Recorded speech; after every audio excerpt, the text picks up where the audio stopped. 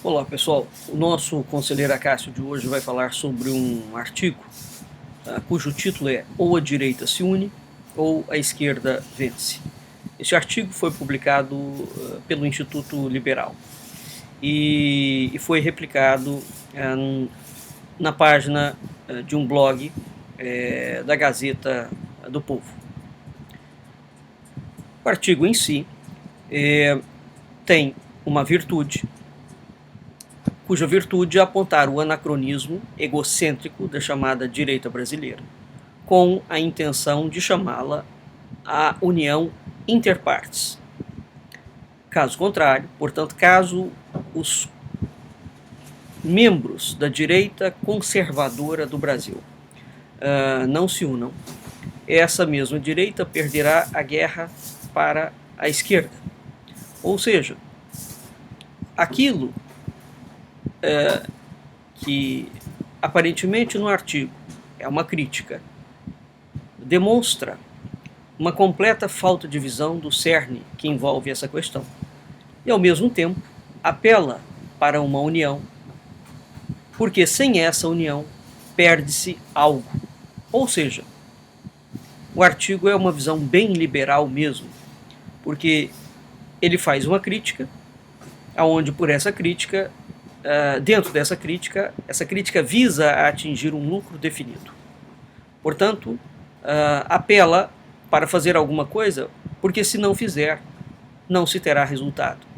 E não porque é o certo fazer, porque quando se faz a coisa certa, não se espera resultado. Não é?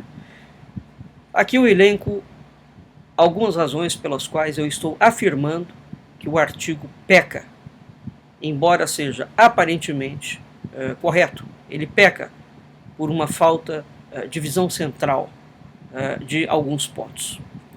Primeiro ponto.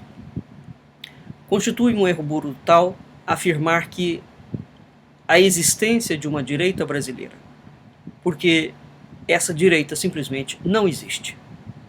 O que aqui se chama de direita, na verdade, é a direita da esquerda, né? Uma vez que a vida desta direita, a sua existência, sustenta-se sempre em paralelismos com a esquerda. Ela nutre-se de combater a esquerda. Portanto, ela orbita a esquerda como um satélite.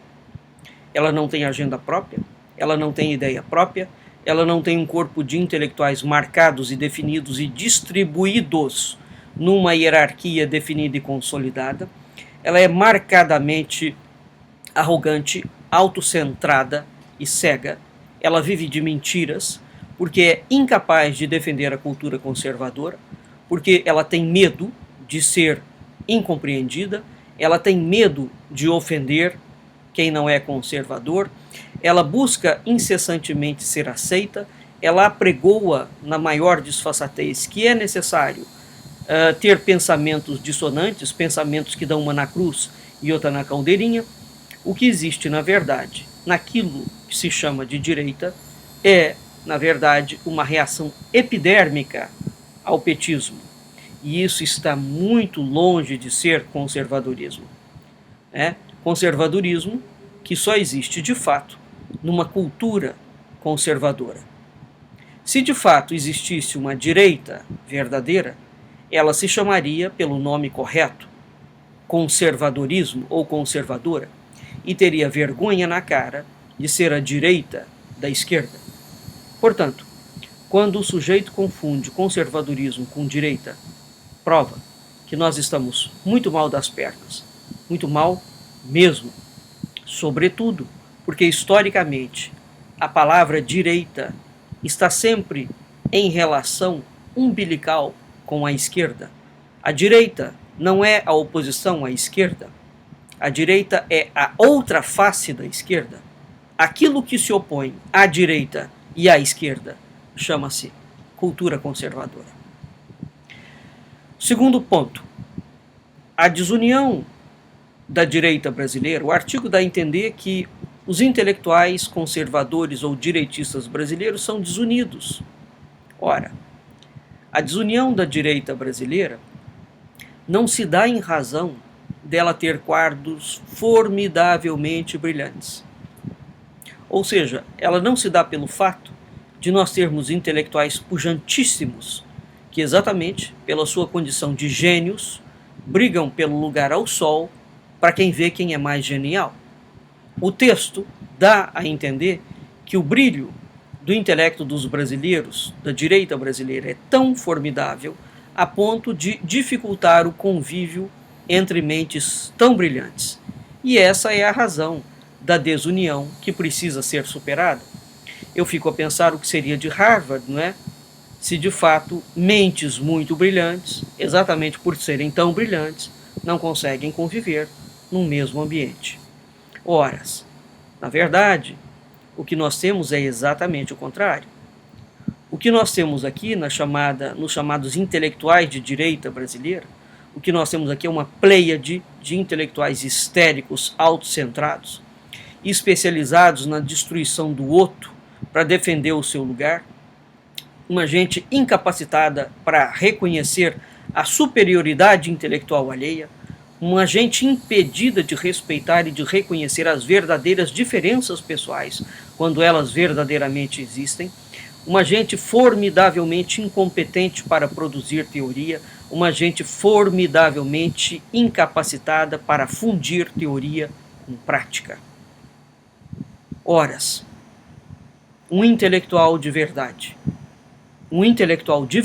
no mundo inteiro e mesmo dentro do Brasil, porque eles existem, reconhece outro intelectual, mesmo que da frente oposta. E em razão deste reconhecimento, este intelectual parte consistentemente para travar uma guerra teórica, uma guerra de ideias. E esta guerra trava-se de corpo a corpo, de pessoa com pessoa, e não entre grupos. Um intelectual de verdade age isoladamente. Ele não age em matilha, como um peixe ou como lobo. Porque este agir em matilha esconde a sua fraqueza e a sua incompetência.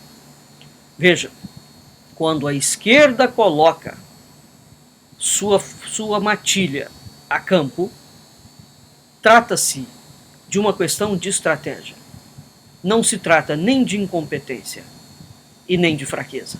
Aliás, esta matilha da esquerda só sai a campo porque os intelectuais reconhecidos pela matilha como tais já deram todos os contornos teóricos a partir dos quais é preciso colocar em prática.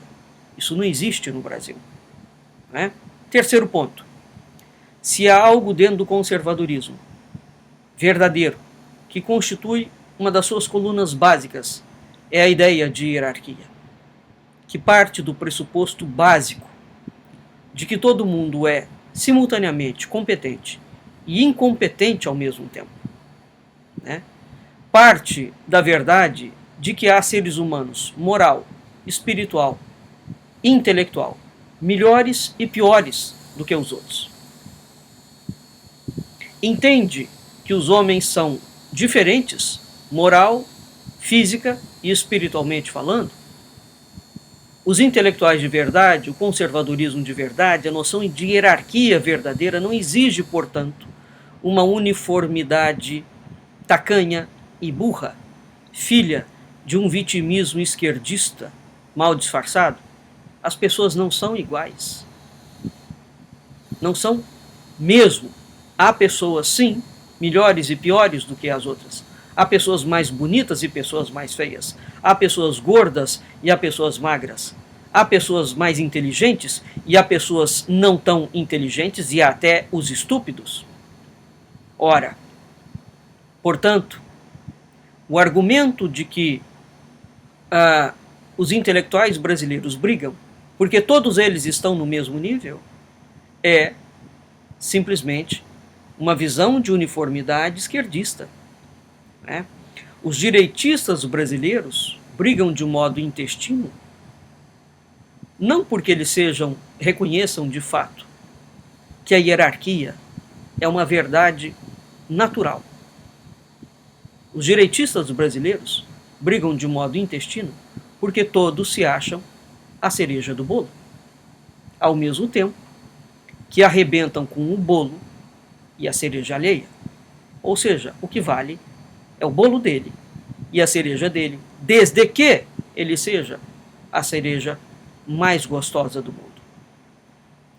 Quarto ponto: na ausência de uma visão completa de si mesmo, das suas virtudes e dos seus defeitos, como é possível construir um conservadorismo? Não é possível e nunca será. A esquerda vence, tem vencido e vencerá sempre a direita tacanha e burra, antes de tudo e sobretudo, porque a esquerda tem visão real de si. Ela tem visão dos seus defeitos e das suas virtudes. Ao enxergar os seus defeitos, ela o faz para superá-los, né, e para melhorar aspectos que precisam ser melhorados, porque ela tem um foco, ela tem uma meta. Quando ela enxerga as suas virtudes, não é para ficar também propagando virtudes virtuosíssimas. É porque elas vão ganhar alguma coisa em cima dessa virtude. Eles têm um pensamento de lucro sempre, mas para ter esse pensamento de lucro para o bem ou para o mal, eles precisam de ter uma visão correta do que eles podem ou não podem fazer, do que eles são ou não capazes. A esquerda tem projeto, além de visão de si, ela tem estratégia, ela age coordenadamente, sobretudo e antes de tudo, ela respeita hierarquia. Porque por trás desta palavra há muito o que se diga e mais, há muito o que se entenda por hierarquia. Hierarquia no Brasil, na visão dos direitistas, é coisa de milico, é coisa de gente velha, retrógrada e ultrapassada. Portanto, uma direita que sequer sabe o que é hierarquia é, de fato, a direita da esquerda. Ela jamais estará habilitada a dar um passo na sua autorreformulação. A diferença entre teoria e prática só existe na cabeça de gente mesquinha e pequena. Um conservador incapaz de entender e praticar o que é palavra, honra, ação correta e hierarquia é uma teratologia ambulante. Por fim, conservadorismo não é fruto de manipulação cultural ou política.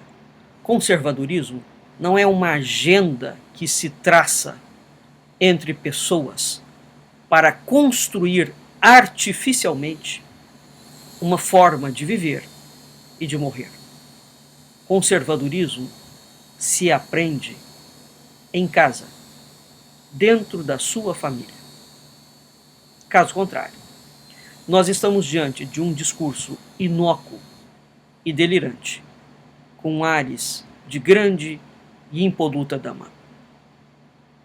Não existe a menor possibilidade de haver uma política conservadora. Não é a política que determina a cultura. É a cultura que determina a política. Portanto, querer inverter os termos é sinal flagrante de que nós estamos diante, de fato, da direita, da esquerda. É a política, é a cultura que fundamenta a política. Portanto, no máximo, o que um partido político poderia defender seria a cultura conservadora, mas tendo o discernimento suficientemente claro de saber que o conservadorismo não é um ato político, é uma cultura.